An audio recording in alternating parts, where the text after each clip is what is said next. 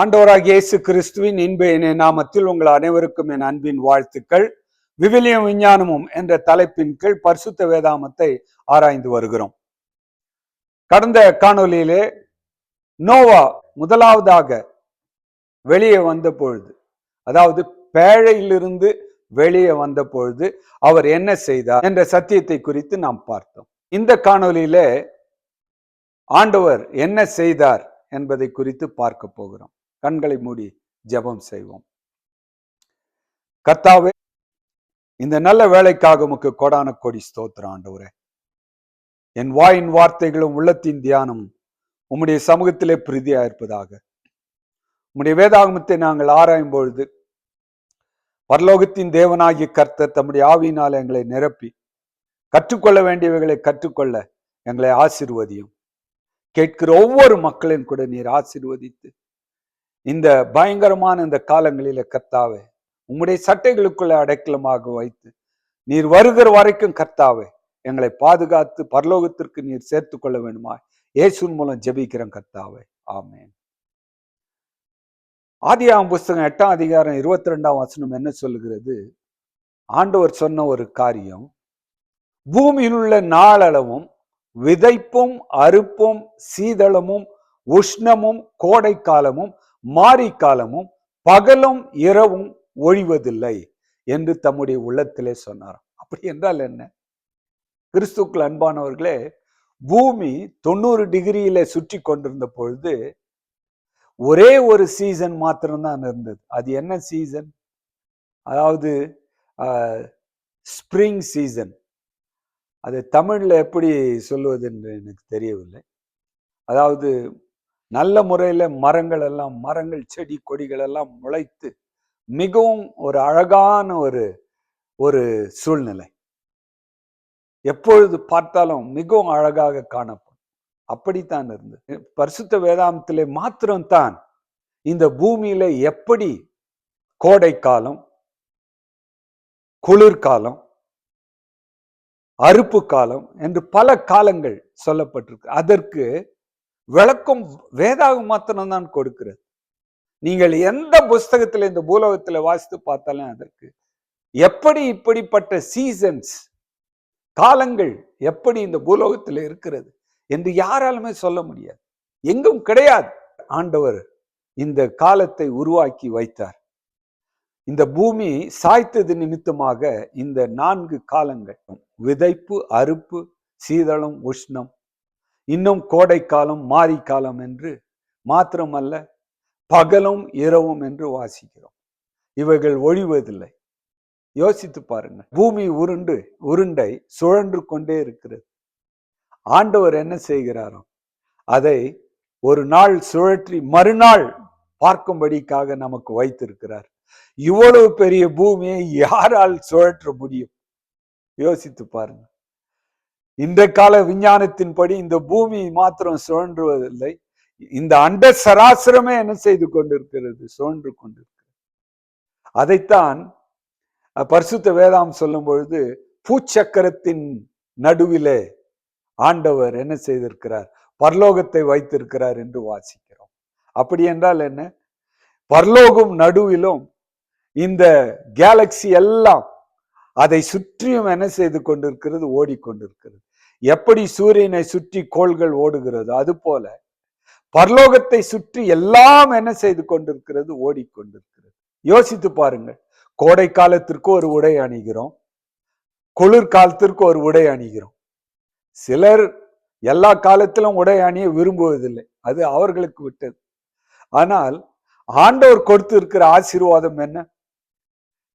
கோடை காலத்திலே ஒரு அழகான ஒரு கலர், குளிர்காலத்திற்கு ஒரு கலர், இப்படி விதவிதமாக. அதே போல விதைப்பும் அறுப்பும், இந்த காலத்திலே இந்த பழம், இந்த காலத்திலே இந்த தானியம், இதெல்லாம் எப்படி வந்தது? இதற்கெல்லாம் விளக்கம் பரிசுத்த வேதாகம் தான். அதற்கெல்லாம் அடிப்படையார் ஆண்டவராகிய இயேசு கிறிஸ்து தான்.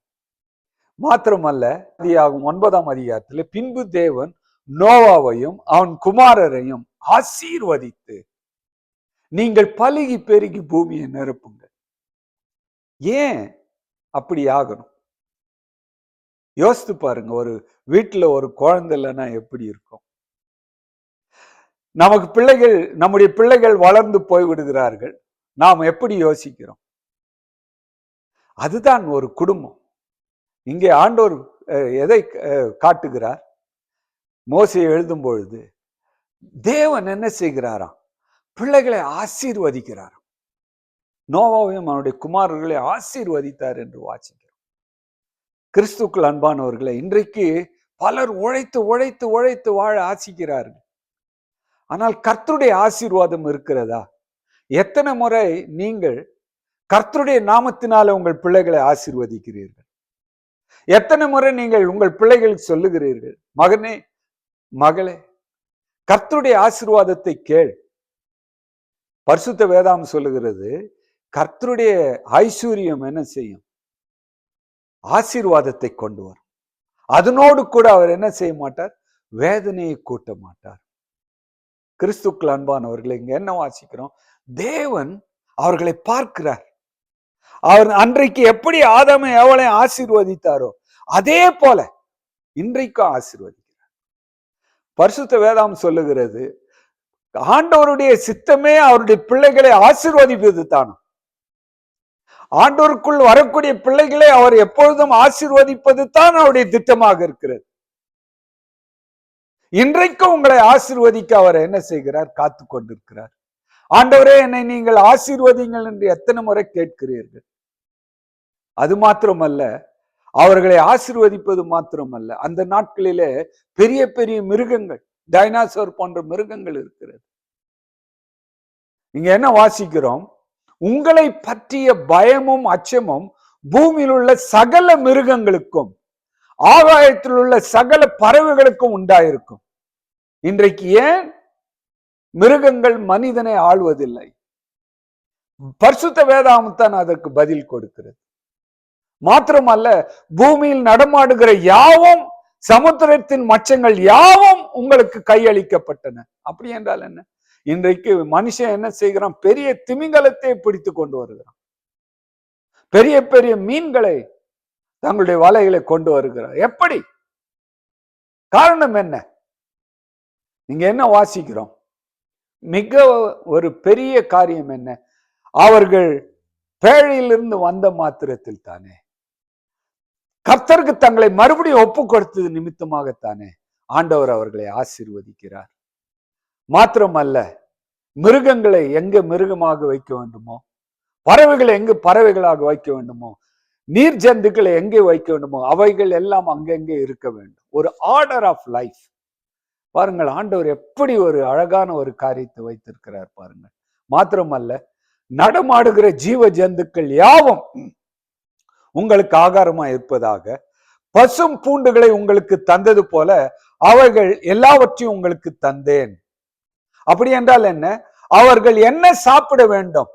அன்றைக்கு ஆண்டவருக்கு கொடுத்த ஒரு காரியம், சட்டம் என்ன? உங்களை ஆசீர்வதிக்கிறார், நீங்கள் என்ன சாப்பிட வேண்டும்? அன்றைக்கு மரம் செடி கொடிகள் குறைவாக அப்பொழுதுதான் வளர்ந்து கொண்டிருக்கிறது. அதன் நிமித்தமாக அவர் என்ன செய்கிறார்? நீங்கள் மிருகங்களை சாப்பிடலாம் என்று அனுமதிக்கிறார். அப்படி அனுமதித்த ஆண்டவர் 4வது வசனத்திலே சொல்லும் பொழுது, மாம்சத்தின் அதன் உயிராகிய இரத்தத்தோடு புசிக்க வேண்டாம். காரணம் என்ன? அப்படி நீங்கள் சாப்பிட்டால் அந்த ரத்தம் என்ன செய்யும்? உங்களுடைய ரத்தத்தில கலந்து நீங்களும் மிருகமாக மாறி போவீர்கள். அதற்காகத்தான் ஆண்டவர் சொல்லுகிறார், உங்களுக்கு உயிராயிருக்கிற உங்கள் ரத்தத்திற்காக பழி வாங்குவேன். சகல ஜீவ ஜந்துக்களிலும் மனுஷனிடத்திலும் பழி வாங்குவேன். மனுஷனுடைய உயிருக்காக அவனவன் தன் சகோதரத்தில் பழி வாங்குவேன். முக்கியமாக என்ன பார்க்கிறோம்?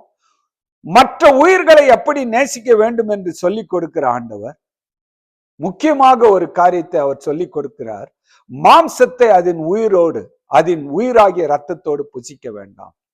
இன்றைக்கு நிறைய பேர் என்ன செய்யறாங்க?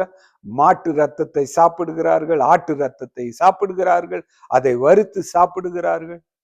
அதனாலே அவர்களுக்கு என்ன செய்கிறது? அதிகமாக புற்றுநோய்களும் குடல் நோய்களும் வருகிறது. ரத்தத்தை என்ன செய்யக்கூடாதா? சாப்பிடக்கூடாது. அதை என்ன செய்யணும், தண்ணீரை போல ஊற்றிவிட வேண்டும் என்று பரிசுத்த வேதாகம் என்ன செய்கிறது, சொல்லுகிறது. கிறிஸ்துவுக்குள் அன்பானவர்களே, இன்றைக்கு ஆண்டவர் நம்மை ஆசீர்வதிக்கும் பொழுது நாம் எப்படி வாழ ஆசிக்கிறோம்? அவர் சொன்னபடி, அவர் என்ன சாப்பிட சொல்லி இருக்கிறாரோ அதை சாப்பிட்டு வாழ ஆசிக்கிறோமா, அல்லது வேண்டாதவர்களை சாப்பிட்டு ஆசீர்வாதம் இல்லாமல் வாழ ஆசிக்கிறோமா? இந்த ஒரு கருத்தை மாத்திரம் இந்த காணொலியில நான் சொல்ல ஆசைப்படுகிறேன். ஆகவே நீங்கள் இந்த கடைசி நாட்களிலே வாழும் பொழுது ஆண்டவர் உங்களை ஆசீர்வதிக்க சித்தமா இருக்கிறார். அப்படி ஆசீர்வதித்து நீங்கள் வாழ நீங்கள் ஆசிக்கும் பொழுது என்ன சாப்பிட வேண்டும்? அங்கே அவர் சொல்லுகிறார், பசும் பூண்டுகளை உங்களுக்கு தந்தது போல. இன்னைக்கு நீங்கள் பயிர் வகைகளோ பூண்டு வகைகளோ சாப்பிடுவீர்கள் என்றால் உங்களுக்கு ஆரோக்கியம் நன்றாக இருக்கும், யோசனை நன்றாக இருக்கும். இன்றைக்கு மாடுகளை சாப்பிட்டு இன்றைக்கு நிறைய பேர் மாடுகளாட்டுமே வாழ்கிறார்கள். பன்றிகளை சாப்பிட்டு சிலர் பன்றிகளை போல அசுத்தமாக வாழ்கிறார்கள். காரணம் என்ன? What you eat you made out of what you eat.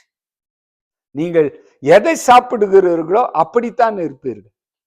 மிருகத்தை சாப்பிடுகிறவர்கள் மிருகங்களாக இருக்கிறார்கள்.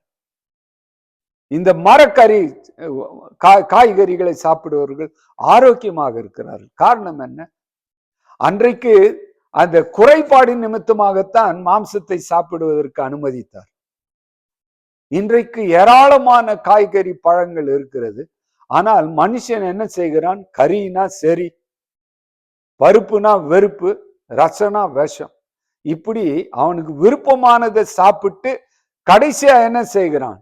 வியாதியிலே மரித்து கொண்டிருக்கிறான். ஆகவே நீங்கள் புத்தியோடு வாழத்தக்கதாக இந்த வேதாகம் வசனத்தை வாசித்து காய்கறி பழ வகைகளை சாப்பிட்டு ஆண்டவருடைய ஆசீர்வாதத்தை பெற்று இந்த பூலோகத்தில் நீங்கள் ஆசீர்வாதமாக வாழுங்கள். ஆண்டவர் சீக்கிரமாக வருகிறார்.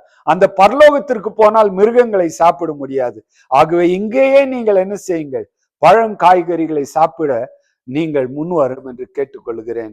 கர்த்தர் உங்களை ஆசீர்வதிப்பாராக, உங்கள் குடும்பங்களையும் ஆசீர்வதிப்பாராக.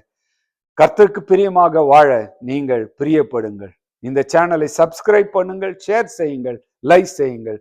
கர்த்தர் உங்களை ஆசீர்வதிப்பாராக. ஆமென்.